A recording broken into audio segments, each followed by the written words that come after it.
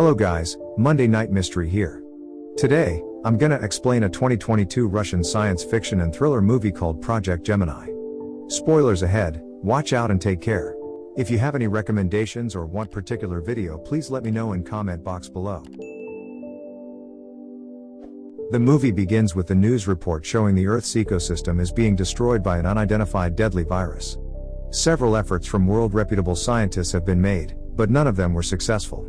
Because of that, natural disasters occurrence increases significantly and everyone predicts that Earth will be uninhabitable in a short period of time. Meanwhile, Dr. Stephen Ross, who is leading the Project Gemini or Earth 2.0 project, and his fellow researchers just discovered an ancient extraterrestrial object named the Sphere, which they believe can be the life creator, and an unidentified engine. Project Gemini's team manages to duplicate these alien objects with the same exact materials and discover a new inhabitable planet, called TESS, with the machine as it allows humans to do deep space travel. Not only that, they have successfully cracked several codes to utilize the orb since it has its own language and plan to create a new home for mankind with it. Stephen and his team, consisting of Leona, Peter, David, and Mayor Ryan Connell, are going to do an expedition to TESS to directly witness the planet's condition and install the sphere there. Steve's wife, Amy, tries to prevent her husband from going away, but she is too late as the spacecraft has departed. While Steve and Peter are checking the engine, suddenly something pops out from the sphere, indicating that they are not alone. After traveling in space for a while, the crews finally are ready for the jump and commence the jump procedure. However, something goes wrong during the jump and they eventually arrive at an unknown part of the galaxy.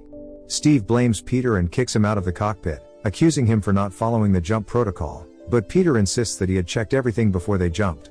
They are fully trapped in the galaxy and cannot jump back since they cannot find familiar landmarks and data to describe their current position. On the other side, Peter turns off the surveillance camera and decides to examine the engine alone. Not long after, the spacecraft reports an object is approaching and turns out it is Peter's dead body. The entire crew becomes panicked and hopeless. David believes that Peter commits suicide after he has failed the mission. After grieving, they realize that there is a nearby planet, which turns out to be a much better subject for terraforming than TESS was. Steve, as the mission leader, decides that they will try to explore the planet, but Ryan and Richard disagree because it is too risky and the planet is still unstable since it is a young planet.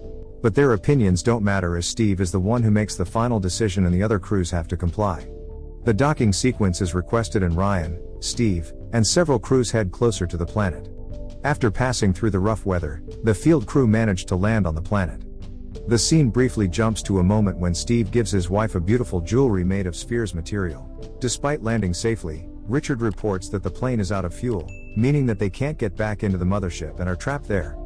They find a suitable cave and immediately prepare for taking out the sphere into the cave.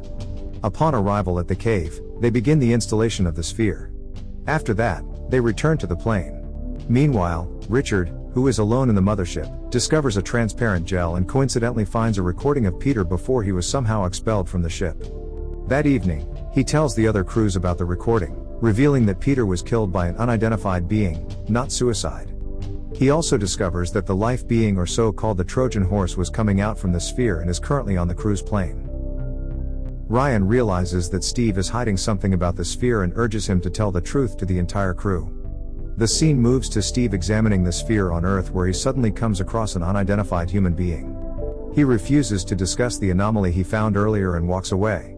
It is revealed that David's daughter passed away just before the expedition, and Steve initially suggests he withdraws his intention to join the journey. But he insists since he is the one who has the best understanding about the project, alongside with Steve. Back to the plane, Steve asks David to join him quietly back to the sphere. At first he refuses as Ryan is now the one who is taking control, but he changes his mind after Steve tells him that they are humanity's last hope to defeat the emerging virus on Earth. Upon arrival, they adjust the setting of the sphere when the Trojan is slowly approaching them. David panics and starts shooting the sphere which deactivates it. They immediately run back and barely make it to the plane. Afterward, Ryan confronts them, warns Steve that he no longer has the right to make decisions. Suddenly, the plane alarm is triggered, indicating that the Trojan manages to break into the plane.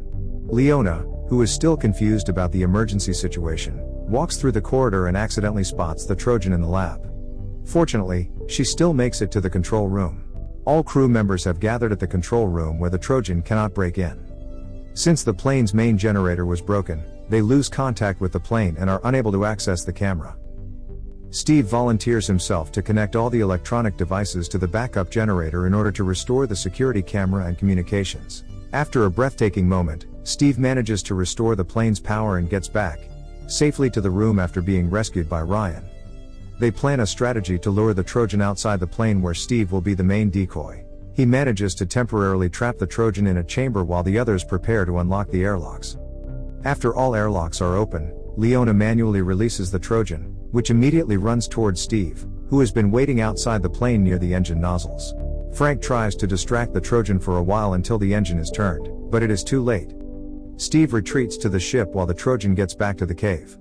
Lucky for them, they manage to collect one of its tentacles. The scene jumps back again where Amy urges Steve to walk out from the expedition mission, but he insists even after she reveals that she is pregnant. On the other side, she is also developing a vaccine for the virus. Since then, their relationship is getting worse and Amy is unwilling to talk to him again. She throws away the bracelet and walks away. The next day, Steve examines the tentacle and a fragment. He finds out that they were made from the same material as the sphere while David is lying weak after being infected by the virus. He eventually learns that the tentacle is a transporter. Ryan has lost his trust to Steve and decides to lock him in the lab. He continues his experiment with the tentacle and the fragment, and discovers that all this time they didn't move in space, but they time traveled to the past, or to be exact, traveled to 4 billion years ago. Richard then realizes that the planet in front of them is actually planet Earth. Steve states that the fragment is the exact same piece as the one he gave to Amy. He also figures out that the sphere on Earth now and the one they installed are also the exact same sphere, but just in a different time. Since they cannot save people on Earth, Steve plans to tell Amy about the virus and indirectly help her to create a vaccine. He knows that the sphere will remain at the cave until that day and also he will give the fragment to her. Thus, he will write a message for her in the fragment, telling her how to connect the sphere. He is confident that Amy will miss him, and eventually will come back to the bracelet and find the code. Meanwhile, Ryan, who still doesn't know the truth, plans to blow up the sphere. Richard now supports him and unlocks the lab, urging him to reach Ryan in person and explain everything. He suggests they lure the Trojan into the plane and use the bomb to destroy it. However, David suddenly shows up and shoots everyone. He has lost his mind, stating that no one has to suffer since no one was being created. Steve manages to shoot him and force him away. After that, Steve activates the bomb and lures the Trojan into the plane with a flare. The beast arrives, finally revealing itself, and gets Steve cornered, but he still somehow manages to escape. He is then confronted by David, who is impaled by the Trojan. He eventually flees from the plane just before the bomb explodes and blows up the entire plane. Steve becomes the only survivor, but he only has 1 hour since his oxygen tank was shot. In the middle of the storm, he immediately walks back to the cave and reactivates the sphere.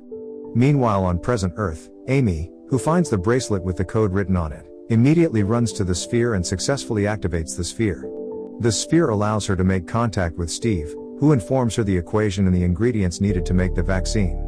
Before he disappears, Steve apologizes and expresses his feelings for the last time. At the end of the movie, Amy gives birth to the child and manages to develop the vaccine. This is the story of the movie Project Gemini. If you like this video, please subscribe for more videos like this, turn on the notification, and leave a like to help the channel's algorithm, and wait for the next Monday Night Mystery. And thank you.